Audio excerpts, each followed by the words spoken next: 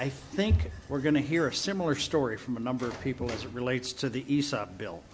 And first up is Mike Shrader, and that'll be followed by John Daly. I think that's an A. If it's not, it's Dolly.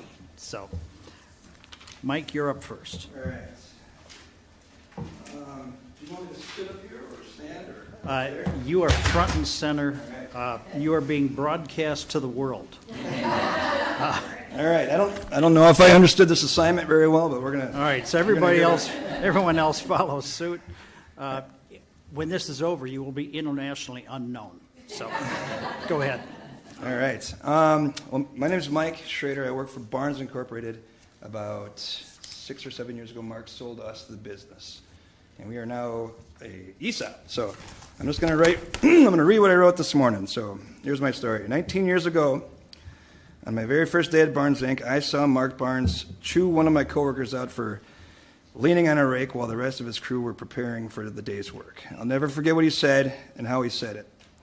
And he said it a lot more colorfully than I'm going to tell you. He said, "You're taking food off my family's table." He screamed it at him. And then he said, and then he yelled at him for standing around, and that was his quote. I'll never forget it. It was really hyperbolic, to say the least, but it was memorable because I remember telling myself to watch out for that mad dog. I did not want to be accused of stealing his kid's food that I had never even met yet.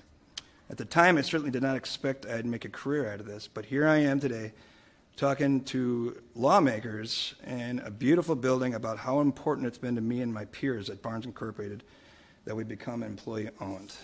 I started at the bottom as a laborer, but soon after I began running crews. I spent more than a decade running crews under my leadership because I'm a hard worker, and it proved to myself and Mark and my other bosses that my work ethic was making money, real dollars. Now, almost 2 decades later, I'm a manager with an impressive job description. At least I think it's impressive. I say that about myself not to impress to you folks about how great I am at my job, but to impress on you folks all the changes and shifts in the culture that I saw over the time from when Mark was the owner to when we became the owners. The culture was always there, but its evolution has become profound when we became 100% employee-owned.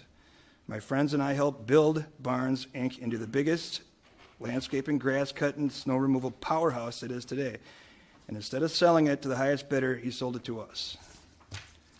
If Mark Barnes would have sold the company to some clown from Illinois, all the years that it took to build that culture that my coworkers and I built and nourished would vanish into memories. It would have been so much easier for Mark to find a buyer and to ride off into the sunset with his malnourished family. But instead, he took the option that was more difficult for him.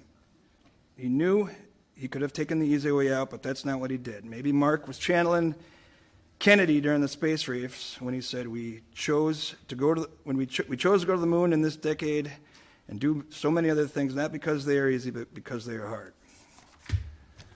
Since we became an ESOP, our wages have increased, our morale has improved greatly, management has been restructured, allowing employees to grow into leadership roles, thus making more money for their families and communities to spend on themselves.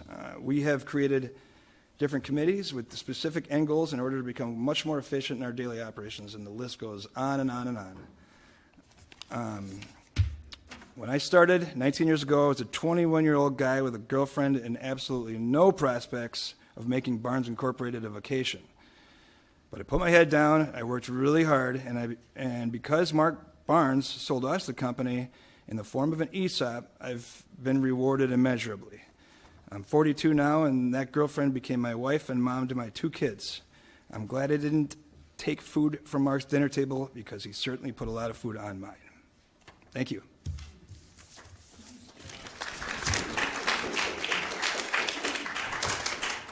You noted that you weren't quite certain what to do. I think you nailed it.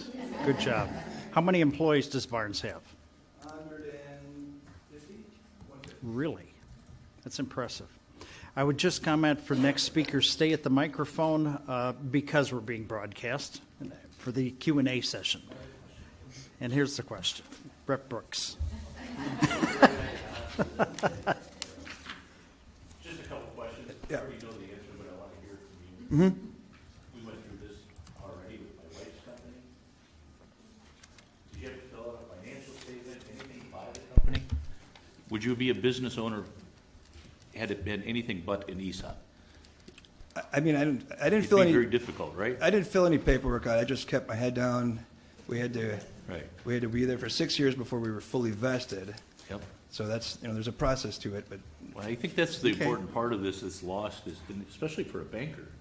You guys are very difficult to get money from sometimes. I'm retired from banking. Yeah. So for a company, for the employees to band together and go get traditional financing or for some separate entity to buy that business, the financing is the big obstacle. And under an ESOP, it gives the everyday worker an opportunity to own a company and have some direction and some say and keep the business in Wisconsin without having to go through that traditional method. Because I think those are the hurdles that would prevent somebody like yourself, despite your great work ethic, from starting his own business. And this is such a nice way to transition into that and take an existing business and grow it. bingo. Right. Any You're other supposed to questions? Add to that. It was more I of a apologize. question. More of a statement, I guess. No.